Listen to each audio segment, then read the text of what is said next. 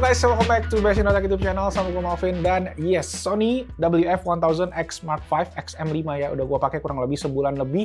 Gue bawa kemarin ke Australia, penerbangan PP sekitar 10 jam lebih. Dan banyak yang gue pengen share soal TWS ini dan gimana perbandingannya dengan AirPods Pro ataupun Bose QC Earbuds 2 yang gue pakai sebagai daily driver gue.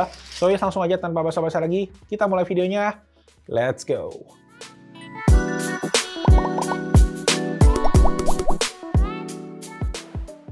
Oke, quick highlights yang baru-baru dari Sony WF-1000X Mark V, gue sebut aja XM5 di sini ya. Yaitu pertama dari segi desain ini jadi jauh lebih kecil ya, secara bentuk earbuds sampai ke case-nya dibandingkan sama generasi sebelumnya. Dan secara finishing juga lumayan beda nih, dari sebelumnya yang full matte sekarang jadi kayak matte campur glossy.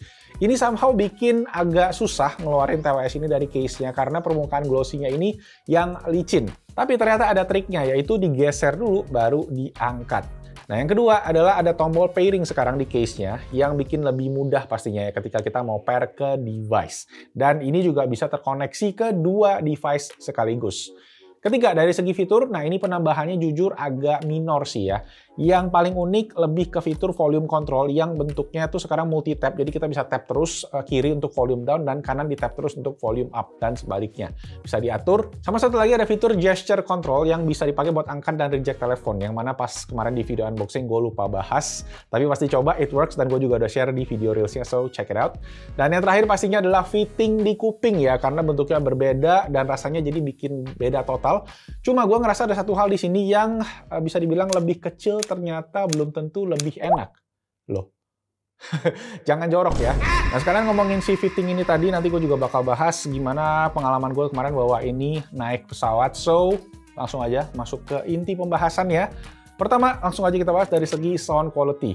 Harus gue akuin Sony masih lebih oke ya dibandingkan sama Bose, apalagi dibandingkan sama AirPods Pro generasi kedua. Bass yang dihasilkan lebih punchy, volumenya lebih berbobot, lebih tebel gitulah kerasanya. Dan ada satu fitur baru juga, yaitu Fine Note Equalizer, yang menurut gue setelah dicoba-coba, ya agak gimmick sih berasanya ya. Jadi memang fitur ini tujuannya kan memang buat ngebantu kalian untuk nemuin settingan equalizer yang sesuai sama selera kalian, nggak perlu kalian otak-atik lagi. Cuma sayangnya pas dicoba di lagu berbeda, itu hasilnya juga bakalan berbeda. Alhasil ya gue ngerasa settingan equalizer buat lagu A bakalan kurang pas sama buat lagu B. So, balik lagi ke selera masing-masing aja. Buat kalau kalian yang males utak-atik, mungkin ini fitur yang oke, tapi kan sebenarnya itulah serunya equalizer. Kita bisa otak-atik nemuin settingan suara yang pas sesuai selera. Nah, jadi memang gue kemarin awalnya tes si XM5 ini sebelum gue pakai terbang, dan jujur XM5 ini tuh nyaman. Lebih nyaman dipakai dibandingkan XM4 menurut kuping gue, karena XM5-nya lebih kecil, kayak berasa lebih enteng. Dan memang waktu itu kondisinya gue tes pada di mode transparency ya, karena gue lagi di studio, biasa gue mesti dengar orang sekitar kalau lagi dipanggil. Nah, akhirnya pas gue bawa ini naik pesawat tuh, berasa guys, itu kan sekitar 5,5 jam flightnya ya, dan waktu itu gue transit dari Singapura, itu flightnya dari Jakarta Singapura 1,5 jam, jadi total 7 jam.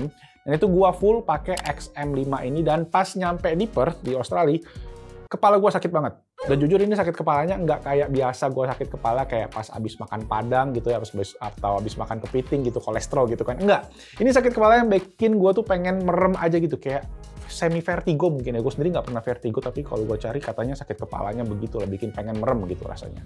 Dan karena sebelumnya gue nggak pernah ngalamin sakit kepala gitu, akhirnya gue coba research soal sakit kepala gara-gara ANC headphones atau earphones gitu, dan keluarlah artikel ini yang kalian bisa lihat di sini. Dan bener aja, karena memang kerasa sakit kepala itu tuh karena gue bisa bilang gue pakai headphone-nya terlalu tight, gue tekan ke kepala.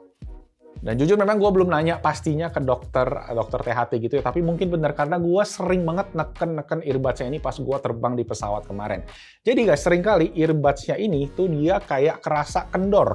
Ya kayak ada suara bocor ya pas dari mesin pesawatnya masuk, jadi gue kedengaran. Jadi gue mesti memang berapa kali gue harus neken gitu, kayak 1 jam tuh 2 kali, 3 kali gue harus neken, karena kayak agak kendor, dan ya biar noise cancellingnya juga rapet gitu. Jadi permasalahan utamanya gue curiga adalah di bagian si earbuds-nya ini yang sekarang tuh ada jaring-jaring gitu ya di dalamnya ya.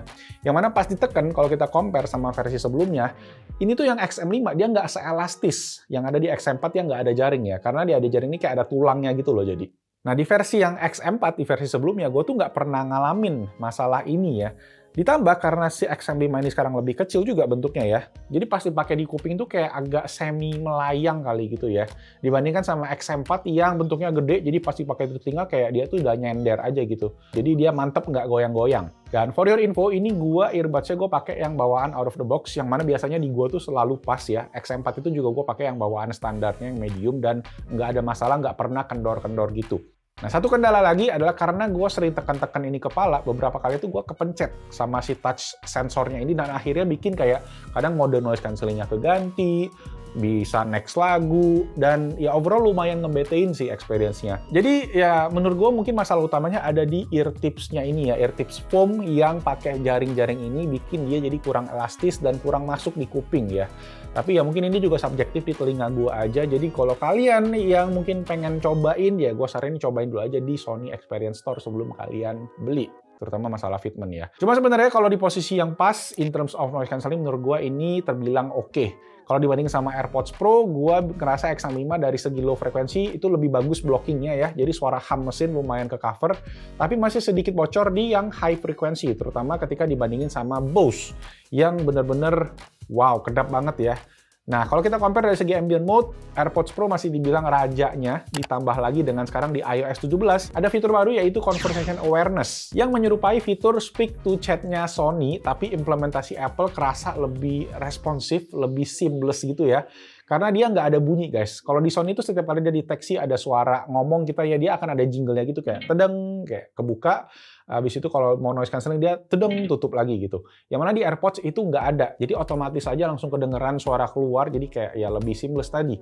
Jadi semoga Sony yang sebenarnya pionir dari fitur tadi bisa ngupdate ya. Jadi nggak perlu ada suara sih menurut gua. Gitu. Jadi biar lebih seamless aja.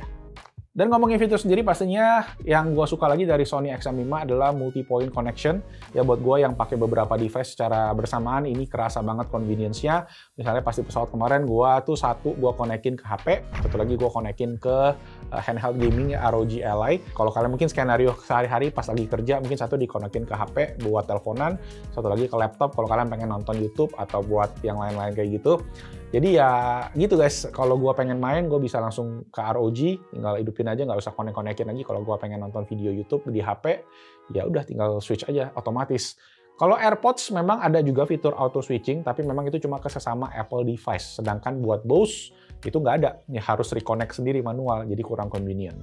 Dan dari segi mikrofon sendiri, ini gue compare ke kalian ya, terbilang oke. Berikut kalian coba denger aja perbandingan ketiganya di kondisi diem dan juga pas berisik. Oke, tes 1 2 3 1 2 3 tes. Ini dia untuk kualitas mikrofon dari Sony WF-1000X Mark V. Cek 1 2 3. Yo, what's up guys? Nama gue Malvin, dan habis ini kita coba putar background cafe music buat kasih tahu kalau lagi berisik kayak gimana ya. Oke, cek 1 2 3 1 2 3 tes. Ini dia untuk kualitas mikrofon di XM5 ketika lagi ada suara cafe ambience yang berisik kayak gitu ya. Jadi bisa nggambarin kalau kalian lagi teleponan, kalau berisik itu nanti peredamannya kayak gimana dari si TWS ini. Cek 1 2 3 1 2 3 tes. Ini dan untuk kualitas mikrofon dari AirPods Pro 2 di kondisi sunyi. Ya, habis ini kita coba hidupin lagi tadi suara cafe ambience buat nunjukin suara ketika berisik. Oke, ini untuk kondisi cafe yang berisik dengan volume yang cukup tinggi ya. Kalian mungkin bisa coba bandingin sedikit. Gua akan coba share back and forth sama yang dari mikrofon yang Sony. Ini dia untuk kualitas mikrofon di XM5 ketika lagi ada suara cafe yang berisik dengan volume yang cukup tinggi ya. Jadi bisa nggambarin kalau kalian lagi teleponan, kalau berisik itu nanti kalian mungkin bisa coba bandingin sedikit. Gua akan coba peredamannya kayak gimana dari si TWS ini. Dan ini adalah kualitas mikrofon dari Bose Quiet Comfort Earbuds 2 di posisi yang ada background noise-nya ya di cafe ambience. Nah, habis ini kita coba matiin suaranya. Dan ini di posisi nggak ada background noise ya, harusnya bakalan oke. Cuma tadi menurut kalian gimana? Kita cek di kesimpulan. Nah, kalau di-compare lagi bisa dibilang Sony terdengar bulat mikrofonnya, dan pas di kondisi berisik juga peredamannya bagus. AirPods Pro juga oke dari segi suaranya, cuma kerasa agak tipis aja. Sedangkan Bose di kondisi yang nggak berisik itu oke, tapi pas di kondisi berisik banyak suara yang bocor. Oke, dari segi baterai, jujur gue nggak pernah ngabisin si earbuds-nya. Paling lama gue pakai ya pas penerbangan itu ya, yang gue screenshot ini sekitar 4,5 jam, baterainya berkurang cuma 30% aja. Ini kondisi mix ya, kadang pakai ANC on, kadang ANC off. Ini yang kiri kanan berbeda karena gue pas take off itu dan landing cuma boleh pakai satu aja, disuruh lepas sama pramugarinya. Jadi gue cuma lepas salah satu. Dan ya, bisa dibilang di atas klaimnya Sony yang bisa dibilang dia cuma 8 jam kalau ANC on, tapi gue kan pakainya mix ya. Nah, ngomongin baterai ini gue juga mau infoin ke teman-teman yang pakai Sony XM4 ya. Ini informasi dari Sony adalah kalau kalian ngalamin baterai bocor, kalian bisa klaim gratis ya, di cover oleh Sony Indonesia. Kalau kalian belinya juga di Indonesia. Kalau kalian beli di luar negeri ya mau nggak mau harus ke luar negeri tempat kalian beli, tapi itu di cover. Istilahnya recall kali ya bisa dibilang ya. Dan urusan baterai sendiri itu yang di XM5 sekarang udah diprogram dengan algoritma baru katanya. Jadi untuk urusan baterai bocor itu nggak akan terjadi lagi di XM5. Katanya adalah problemnya lebih ke prosesor yang waktu itu di XM4 tuh pertama kali berubah, makanya banyak makan daya. Sekarang udah di-tuning lebih baru di XM5.